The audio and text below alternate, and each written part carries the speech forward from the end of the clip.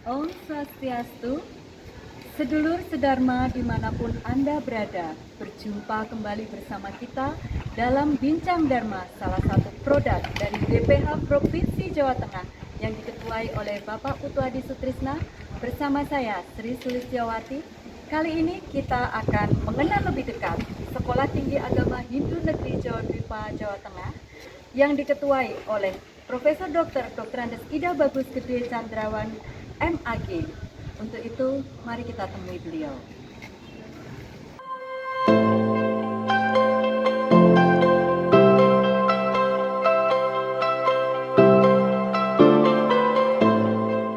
Sedulur sedharma yang berbahagia dimanapun Anda berada, Bincang Dharma kita kali ini akan mengenal lebih dekat Sekolah Tinggi Agama Hindu Negeri Jawa Dwipa, Jawa Tengah. Kali ini kita bersama narasumber kita, Profesor Dr. Andes Ida Bagus Gede Candrawan MAG. Beliau selaku Ketua Sekolah Tinggi Agama Hindu Jawa Dwipa, Jawa Tengah. Om Swastiastu, Prof. Om Swastiastu, Mbak Lis. Bagaimana kabarnya, Prof? Baik, Mbak Lis baik. Astungkara. Semoga selalu dalam keadaan sehat, ya, Prof. Sehat, sama-sama ya, biar sehat semua. Astungkara, Prof. Sedulur sedharma, dengan adanya Sekolah Tinggi Agama Hindu Negeri Jawa Dwipa, Jawa Tengah, maka untuk itu marilah kita berbincang bersama beliau mengenai perkembangan dari perguruan tinggi agama Hindu yang berada di Jawa Tengah saat ini. Prof, pertama-tama kita akan mengucapkan selamat, Prof, atas perubahan status dari Sekolah Tinggi Hindu Dharma Jawa Tengah menjadi Sekolah Tinggi Agama Hindu Negeri Jawa Dwipa, Jawa Tengah. Yang mungkin bisa dijelaskan, Prof, kapan dan bagaimana proses peningkatan status ini? Terima kasih, Mbak Lis. Saya sampaikan bahwa proses peningkatan status Sekolah Tinggi Hindu Dharma Klaten menjadi Sekolah Tinggi Agama Hindu Negeri Jawa Dwipa ini itu melalui proses yang sangat panjang. Ya. Kalau kita melihat sejarahnya, STAD itu dibentuk didirikan pada tanggal 12 Juli 1989. Nah, kemudian berjalan prosesnya seperti itu. Nah, baru pada tahun 2012 itu proses pengusulan ke negeri itu kita lakukan. Nah, ini tentu kami juga berterima kasih kepada seluruh tokoh-tokoh umat Hindu, kemudian juga para pimpinan dari tingkat nasional sampai daerah yang sudah mensupport itu, sehingga setungkara perjuangan Sekolah Tinggi Hindu Dharma Klaten menjadi Sekolah Tinggi Agama Hindu Negeri Jawa Dwipa itu bisa terwujud tahun 2024. Tepatnya Peraturan Menteri Agama itu keluar tanggal 13 Mei tahun 2024 dan nomornya adalah nomor 6 tahun 2024. Nah, kemudian dilanjutkan dengan peresmian secara resmi oleh Menteri Agama pada tanggal 9 Juli 2024 yang juga bertepatan dengan pembukaan Putsawat Dharma Gita tingkat nasional di Solo.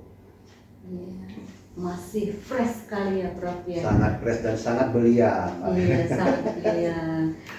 Kemudian apa nilai yang paling mendasar dari peningkatan status ini, Prof? Ya, tentu bagi kita umat Hindu dengan peningkatan status ini akan menjadi momentum bagi umat Hindu untuk bisa berkontribusi dalam rangka untuk peningkatan sumber daya manusia.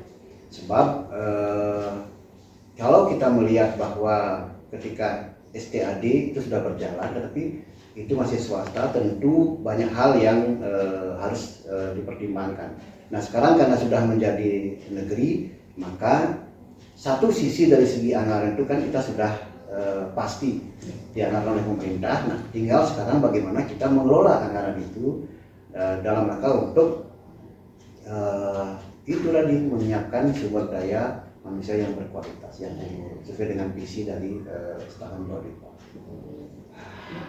Kemudian dengan peningkatan status ini, Prof, jurusan yang ada sekarang ada perubahan atau tetap atau ada penambahan ya, Prof? Ya, sesuai dengan usulan untuk jurusan sementara masih tetap kami mengelola 3 jurusan di Sekolah Tinggi Agama Hindu Negeri Jawa Timur ini. Yang pertama jurusan Dharma Acarya dengan prodi Pendidikan Agama Hindu, PGSD, PAUD, dan Seni dan Kebudayaan Hindu. Nah kemudian yang jurusan kedua adalah jurusan Dharma Duta. Kita mengelola 2 prodi ilmu komunikasi dan ilmu pariwisata. Kemudian yang ketiga jurusan Arta Sastra. Nah, itu dengan 1 prodinya itu ekonomi. Jadi masih tetap jurusannya belum bertambah. Oh begitu. Okay. Lalu apakah ke depan nih Prof ada rencana untuk membuka jurusan baru setelah berjalannya jurusan-jurusan yang ada sekarang, Prof? Ya, kalau rencana master plan itu pasti ada, Mbak Lis. Seperti kita kan sebagai sebuah institusi negeri, tentu ke depan kita akan selalu berinovasi, berkreasi untuk membuka jurusan atau prodi-prodi yang baru. Nah cuman ya kita sekarang masih sedang mengkaji, menggali potensi kira-kira untuk yang di Jawa Tengah prodi atau jurusan apa yang mungkin kita bisa tambah di luar tadi yang sudah ada. Nah kita kan tidak mesti harus untuk tambah ini, nah, tanpa kita melihat prospeknya. Karena kalau misalnya orang mau kuliah itu pasti mereka akan melihat prospek kedepannya seperti apa. Gitu kan. Nah, kita akan masih pikir, tentu kita akan berpikir untuk penambahan jurusan dan prodi, pasti. Disesuaikan dengan kebutuhan di lapangan. Iya, pasti itu kan sudah untuk umat dan sebagainya. Kita kan tidak mungkin, dan itu juga kajian dari pemerintah kan juga harus kita menjadi pertimbangan. Nah, kira-kira nanti prodi ini yang kita ajukan atau jurusan yang kita ajukan dari sisi manfaat, dari sisi yang lain itu kira-kira memungkinkan tidak. Nah ini kan harus kita kaji. Iya. Prof, gini, ini kan Sekolah Tinggi Agama Hindu Negeri Jawa Timur sudah menjadi negeri, Prof. Kemudian untuk ke depan itu apakah menerima mahasiswa, calon-calon mahasiswa yang dari non-Hindu? Nah ini yang sangat menarik ya, yang sangat menarik dan selalu menjadi ketika kami turun ke lapangan sosialisasi itu menjadi pertanyaan juga oleh umat dan juga oleh masyarakat. Karena memang kalau kita melihat Sekolah Tinggi Agama Hindu Negeri Jawa Timur, berarti orang berpikirnya bahwa di sini hanya yang kuliah itu adalah mahasiswa yang umat Hindu. Akan tetapi kami tentu akan memberikan ruang juga potensi kepada umat di luar Hindu untuk kuliah di Sekolah Tinggi Agama Hindu Negeri Jawa Timur, tentu dengan prodi-prodi yang umum, misalnya di PGSD, kemudian PAUD, pariwisata, kemudian ekonomi, Hindu kan juga sebenarnya umum. Jadi masih bisa ruang. Mungkin tahun depan kita akan rancang. Ya, kalau sekarang karena ini kan masih transisi ini dari SPHD ke Setahan Jawa Timur, nah sehingga memang memerlukan penataan yang cukup serius gitu kan dari semua sisi gitu kan. Nah kami sudah merancang tahun depan kita akan mencoba untuk mulai mengenalkan bahwa kita juga akan menerima dari mahasiswa yang terima kasih Prof. Kemudian untuk program itu yang paling mendesak yang harus dilakukan untuk meningkatkan kualitas Sekolah Tinggi Agama Hindu Negeri Jawa Timur itu apa, Prof? Ya, saya ketika ditugaskan oleh Bapak Menteri Agama untuk menjadi Ketua Sekolah Tinggi Agama Hindu Negeri Jawa Timur ini, tentu hal yang sangat mendesak yang harus kita lakukan di Setahan Jawa Timur ini adalah, itu saya sampaikan tadi, tata kelola. Ya, tata kelola, karena ini kan merubah mindset dari swasta ke negeri itu tidak mudah, Mas. Ya, tidak mudah. Mungkin dari sisi yang paling sederhana lah, misalnya perilaku pegawai dan dosen. Nah, ketika di swasta mungkin dia bisa mungkin dalam negeri agak bebas, tetapi ketika sudah negeri tentu ini kan harus mengikuti aturan yang sudah ditetapkan oleh pemerintah. Nah, kita tidak boleh semau bui itulah bahasa Indonesia kan seenaknya. Nah, tentu ini tata kelola itu kita akan lancar. Nah, kemudian kenapa? Karena saya melihat SDM kita di sini ini memang masih sangat minim. Sehingga nanti kami di sini akan mencoba untuk bagaimana meramu dari SDM yang ada itu, kemudian dengan kondisi surplus yang ada itu, sehingga program-program yang mendesak itu ya kita bisa tuntaskan, paling tidak penataan itu dulu. Karena ini kan migrasi dari swasta ke negeri itu memerlukan proses yang tidak mudah. Jadi kan artinya memang harus dipikirkan matang-matang gitu kan. Seperti itu. Betul, berarti SDM yang paling utama SDM yang paling utama karena terus terang saja dengan kekuatan yang kalau saya andaikan misalnya ini pasukan gitu kan, nah, dengan pasukan yang ada untuk misalnya kita bertempur ya tentu masih kurang, pasukan kurang, senjata juga masih minim, nah itu kan. Tetapi tentu dengan kondisi seperti itu kita akan mencoba untuk tetap bekerja beraktivitas sesuai dengan kondisi yang ada. Begitu. Tentunya dengan sistem administratif juga ya Prof. Iya betul Mbak, itu kan karena tadi saya sampaikan itu karena kita sudah negeri tentu aspek administrasi tidak bisa kita abaikan dan memang itu akan menjadi salah satu tolak ukur juga oleh pemerintah bagaimana misalnya sekolah tinggi agama Hindu ini berjalan, gitu kan? Jadi tidak hanya kita berpikir misalnya mahasiswa banyak, kemudian pegawai banyak, tetapi kalau tata kelolanya yang memang kurang bagus, itu juga dicatatkan. Jadi administrasi tetap pasti itu. Ya. Masih banyak yang perlu dibenahi ya Prof. Masih banyak, tetapi tentu kita tidak usah khawatir. Karena ini kan saya juga memberikan apresiasi kepada teman-teman Sekolah Tinggi Agama Hindu Negeri Jodhpur ini dengan kondisi yang ada dan juga surplus yang memang sangat minim, tetapi mereka tetap semangat untuk mengabdi, ya, untuk melaksanakan swadharmanya sesuai dengan apa yang sudah diamanatkan oleh pemerintah dan juga tertuang dalam statuta bahwa Sekolah Tinggi Agama Hindu Negeri Jodhpur ini ditugasi untuk mencetak sumber daya manusia Hindu yang unggul, religius dan kebudayaan. Luar biasa Prof, tentunya dengan semangat juga yang luar biasa. Mohon doanya untuk seluruh umat Hindu di seluruh Nusantara sehingga Sekolah Tinggi Agama Hindu Negeri Jodhpur yang satu-satunya di Jawa, gitu kan, itu bisa berkembang, bisa hidup dan berkontribusi untuk umat Hindu Nusantara. Semoga dengan adanya peningkatan ini menjadi Sekolah Tinggi Agama Hindu Negeri Jodhpur itu bisa meningkatkan segala aspek ya, untuk generasi muda penerus Hindu di masa yang akan datang ya Prof. Ya, karena itu juga mohon maaf Mbak bisa tambahkan dengan peningkatan status ini tentu kami atas nama umat Hindu di Jawa khususnya dan Nusantara umumnya melalui kesempatan ini menyampaikan terima kasih yang sebesar-besarnya kepada Presiden Republik Indonesia, kepada Menteri Agama Republik Indonesia, kepada Menteri Sekretaris Negara, kepada Menteri Menpan RB, kepada Dirjen Bimas Hindu, kepada tokoh-tokoh umat Hindu, kepada Kurator Staf Khusus Presiden Republik Indonesia, dan juga seluruh tokoh-tokoh Hindu baik di pusat maupun di daerah, dan juga lembaga-lembaga